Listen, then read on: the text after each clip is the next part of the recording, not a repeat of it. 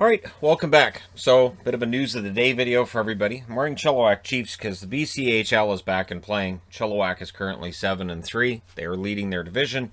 Penticton looks like the team to beat, but again, I'm wearing their jersey. I don't have the time for all the BCHL stuff. I'd love to have time to do, but I don't. So, I do have Chiefs jerseys. All right. So of course we all heard yesterday about 2 games for Edler, and this shows how much this channel's changed. 3 years ago, there would have been a video up immediately regarding the suspension to Edler, and that's all the video would have been. And that's when that was before I started doing reviews every day and previews every day. Now it's to the point where when this kind of stuff happens, I say, all right, that's happened. I'll put that in the news video for tomorrow because there's games on, and I don't want to, shut down what I'm doing just for this one item of news, which, again, it's right about where I think most of us thought it would be, and I know there's people who are upset with that ruling, but the incident that people think about from 2013, that's 8 years ago.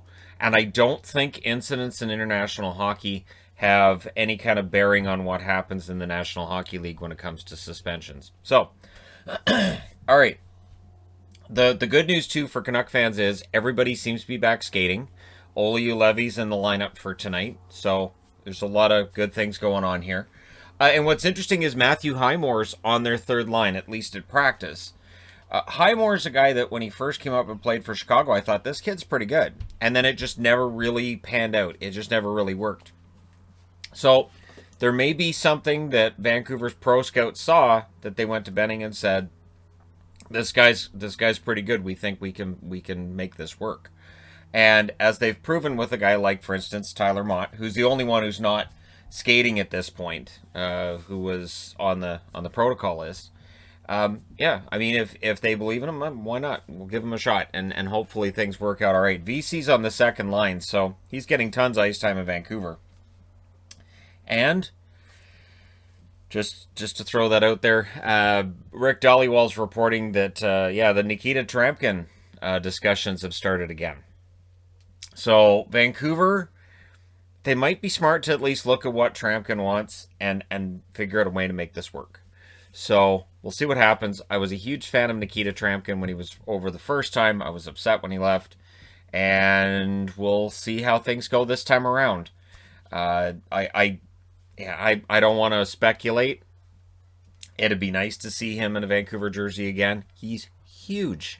And just the idea of having Myers and Trampkin potentially on the same team, it just, as long as it works with the salary cap, I don't see any reason why they shouldn't at least explore bringing him back. For Columbus, interesting news with their lineup tonight. So last night, not a great game, and yet we're still not going to see Max Domi tonight. He will be a healthy scratch for the second straight game. So let the speculation begin about Domi being in the doghouse and beyond, and the idea that maybe he doesn't suit the long-term plans of Columbus. And whether those reports are accurate, not accurate, they'll start. They haven't started already, they will. And we'll see how things go for Domi. And again, I feel bad for Domi on this. On some level, the passion's there. I think the effort's there. I don't know that the right fit has been there for him, though. And again, not trying to make excuses. There are players who've had short careers in the NHL, and that's been part of the reason. They just don't find the right fit. The talent's there, everything.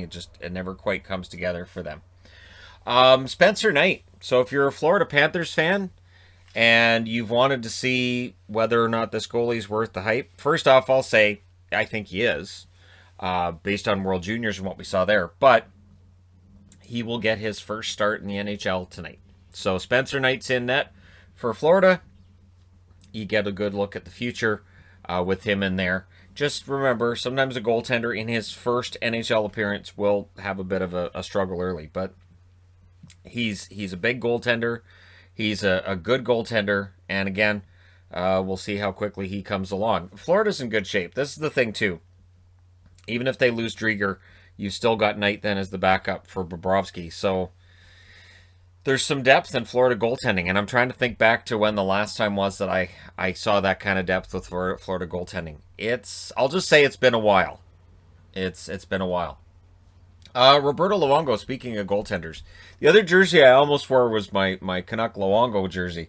So he's been named Team Canada GM for the World Championships, and Shane Doan's the assistant GM as well. So that's interesting. They don the maple leaf plenty of times to play for Team Canada. So yeah, they think that's a good pick.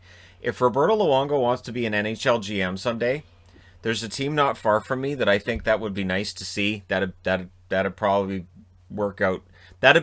It'd be nice.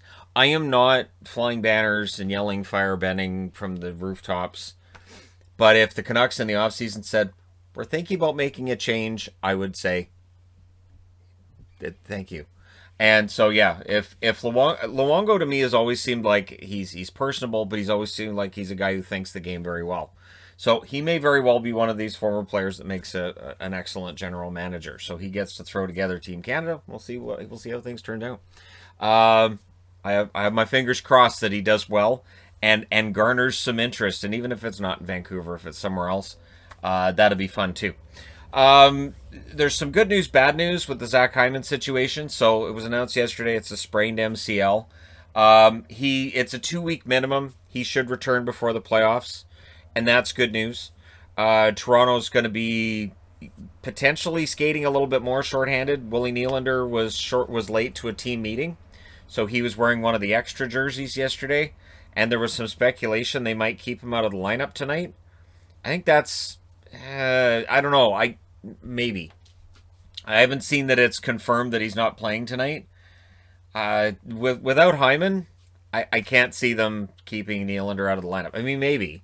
Maybe Sheldon Keefe looks and goes, you know what? He was late to the team meeting. We have to do this. Just send a message to the other guys that it's not okay.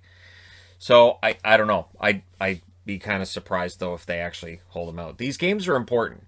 You can't treat it like, well, it's against Vancouver. They've got enough of a cushion, because that cushion can disappear quickly. Speaking of disappearing, the OHL season, which we kind of saw this coming from last summer.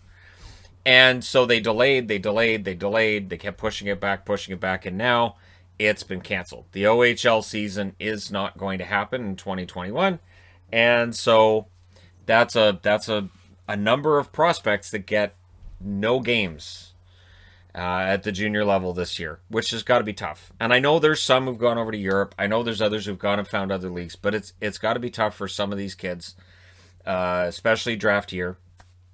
This is going to be a very interesting draft class.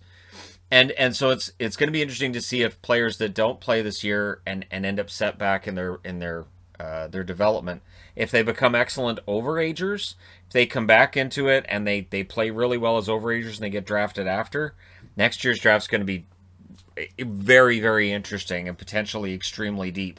There might be some overagers in there that end up in the first 2 rounds because they didn't have a chance to show what they could do this year. So, yes, it's a draft that has a lot of guys out of the U.S. development program that are going to be near the top. But we always get guys who are fast risers, sometimes fast droppers as well during a draft. And we're not going to see that as much this year because there's just not as many games being played.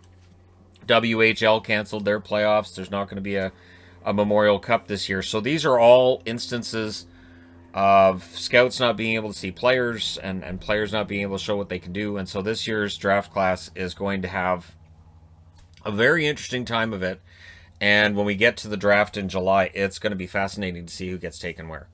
Because, honestly, while Owen Power is seen as the number 1, he could easily be number 2. He could end up being number 3. We just don't know. So, yeah, OHL season canceled.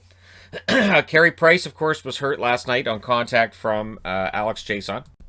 And it was an innocent enough play. He didn't mean to hurt Carey Price on that one. And what's interesting with this is, so I looked through his injury history. I can only find 1 concussion for Carey Price. Carey Price gets injured often enough that I'm like, he doesn't have a concussion history, does he? His last concussion that I found recorded was February of 2018, and I didn't see anything else in his lengthy injury history that was related to concussions. So that's good news. And hopefully it doesn't keep him out for long. And so they've got Jake Allen. This is why you've got Jake Allen. They've got now Caden Primo to back up Jake Allen until Price is good to go again. But that's the thing with Price, staying healthy. We'll see how things go for him and for the Canadians from here.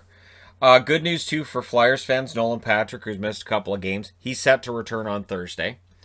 So there's always that concern with Nolan Patrick, much like Carey Price. There's certain players that when you see they're injured, you kind of think, oh, how long is this going to last? For Patrick, it's just a couple of games and he should be good to go on Thursday. So it'll be interesting to see how the rest of Patrick's season plays out. And then what happens in the offseason for Philadelphia with Nolan Patrick. It's going to be a fascinating offseason in general. And the storylines that are lining up for some of these teams that potentially missed the playoffs, like the Flyers and Columbus already. Yeah, it's going to be a very, very, very interesting time, and I'm glad to be here to cover it for all you fine people watching out there. Let me know your thoughts regarding any of these items on the board for today. Don't forget to hit like and subscribe. If you're browsing your way through, you just happened upon this video. Thank you guys so much for watching, for all your support. I will talk to you again soon.